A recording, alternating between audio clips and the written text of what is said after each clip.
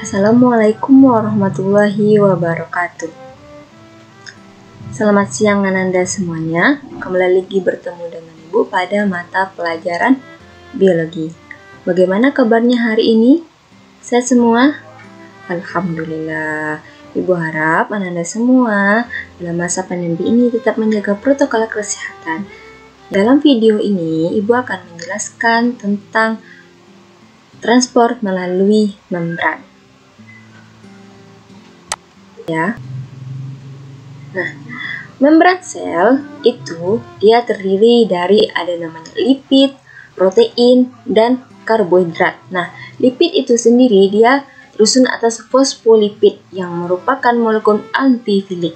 Artinya apa? Nah, si fosfolipid ini dia ada namanya kepala hidrofilik dan ekor hidrofobik. Nah, kepala hidrofilik ini artinya si kepalanya ini dia toleran terhadap air. Sedangkan yang hidrofobik dia tidak toleran terhadap air. Nah, selanjutnya ada protein di dalamnya. Ada protein integral dan ada protein perifer. Nah, protein integral itu dia terletak di antara lapisan dari fosfolipid, sedangkan protein perifer dia menempel pada lapisan fosfolipid. Nah, selanjutnya ada karbohidrat. Nah, karbohidrat terbagi dari dua. Ada namanya glikoprotein jika karbohidratnya menempel pada protein, dan glikolipid jika karbohidratnya menempel pada kepala fosfolipid. Membran sel itu dia termasuk dengan fosfolipid bilayer. Kenapa disebut bilayer? Karena dia dua lapisan. Nah, kenapa dia disebut fosfolipid? Karena si membran sel ini dia tersusun atas fosfat dan lipid, dimana tadi kepalanya ini bersifat hidrofilik dan ekornya ini hidrofobik. Kepalanya ini kandungannya fosfat, sedangkan ekornya ini lipid. Walaupun si membran sel berfungsi untuk tempat keluar masuknya zat, nah dia bersifat selektif permeabel. Artinya apa?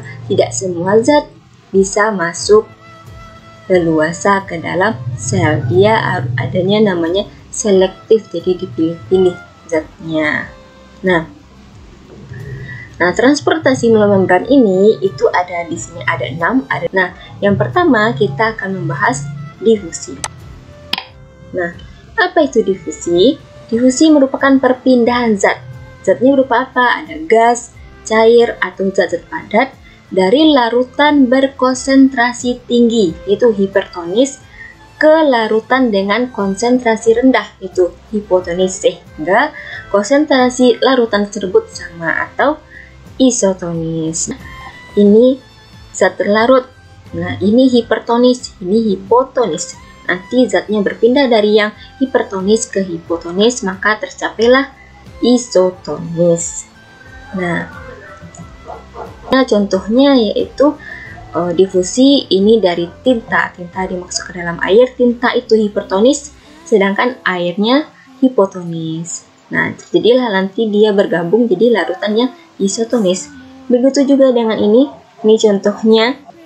Selanjutnya yaitu ada difusi yang difasilitasi. Nah, bedanya apa dengan difusi yang tadi? Nah, karena ada kata difasilitasi. Kalau difusi tadi dia melewati membran sel, di sini dia butuh. Nah, banyak zat terlarut yang dibutuhkan oleh sel tertahan oleh fosfolipid ganda karena dia tadi memiliki sifat hidrofobik dan hidrofilik. Nah, bagaimana bisa zat yang kita butuhkan masuk ke dalam sel? Ada namanya difusi difasilitasi. Nah, bagaimana caranya agar zat-zat tersebut dapat melalui lipid bilayer tersebut? Nah, ada namanya protein transport atau kita sebut tadi dengan protein integral. Di sini kita bisa lihat gambarnya. Ya, difusi dia dari konsentrasi tinggi ke konsentrasi rendah. Bedanya dengan yang difusi biasa, dia melewati protein transport atau protein integral. Nah, selanjutnya itu ada namanya osmosis. Nah, apa itu osmosis? Osmosis merupakan perpindahan air atau zat pelarut. Nah, bedanya di sini ya, pelarut. Kalau difusi tadi zat terlarut, sedangkan kalau osmosis yang berpindah itu apa? zat pelarut atau air. Dari larutan yang konsentrasinya rendah ke larutan yang konsentrasinya tinggi melewati membran semipermeabel.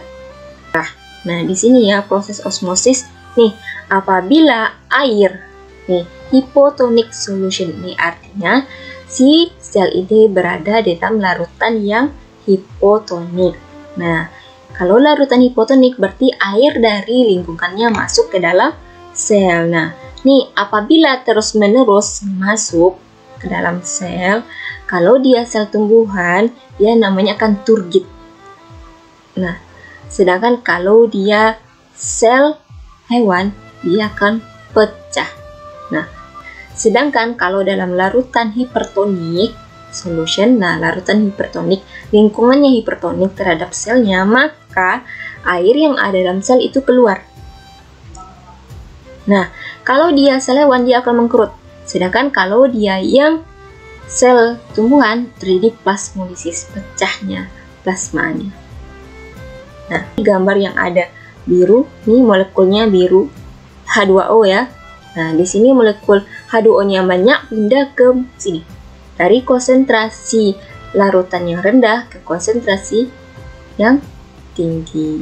Nah, di sini zat larutnya yang banyak, sedangkan di sini zat larutnya sedikit, zat pelarutnya yang banyak. Dari zat pelarut banyak pindah ke zat pelarut yang sedikit hingga tercapailah namanya kesetimbangan. Nah, selanjutnya kita masuk ke transport aktif. Nah, apa bedanya ini dengan yang tadi? Nah, kalau transport aktif, dia transport yang membutuhkan energi. Jadi ini ada kata kuncinya energi untuk keluar dan masuknya ion atau molekul zat melalui membran plasma. Nah, sumber energi transport ini berupa ATP, adenosid trifosfat. Nah, jadi intinya transport aktif itu dia melawan gradien. Ini ya, kita lihat gambarnya. Nah, ini ya, dari konsentrasi rendah ke konsentrasi tinggi. Nah, bisa masuk dengan bantuan ATP. Ini juga dia keluar dari konsentrasi rendah ke konsentrasi tinggi. Bagaimana dia bisa jadi dengan bantuan ATP? Oke, selanjutnya kita masuk ke endositosis. Nah, apa ini endositosis? Endositosis merupakan sel mengambil molekul biologis dan partikel dengan cara membentuk vesikel air dari membran plasma.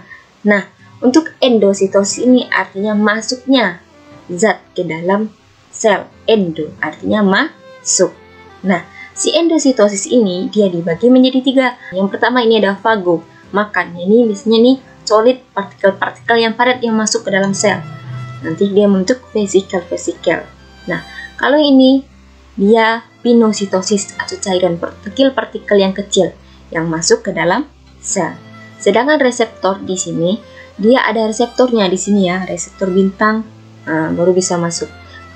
Ketika reseptornya sesuai dengan molekulnya yang masuk, baru dia bisa masuk. Makanya disebut di perantai reseptor. Nah, di sini kita bisa lihat gambarnya di sini ya. Ini yang reseptor, ini yang endositosis yang biasa tadi, membentuk vesikel. Nah, masuk dia ke dalamnya. Nah, akan membentuk vesikel. Selanjutnya itu ada eksositosis. Berbeda dengan endo tadi ya.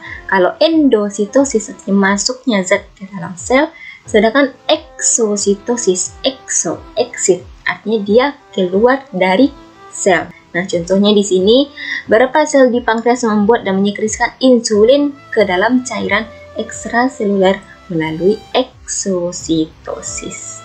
Nah, di sini ini vesikelnya. Nah, kalau tadi dia diibaratkan pankreas kan menghasilkan hormon insulin, nah berarti ini yang hormon insulin dia dibawa dalam vesikel, nanti dia dikeluarkan. Vesikelnya akan menyatu dengan membran plasma. Nah, oke. Sekian penjelasan Ibu tentang materi transport melalui membran. Nah, kita ucapkan alhamdulillahirrabbilalamin. Sampai ketemu pertemuan selanjutnya.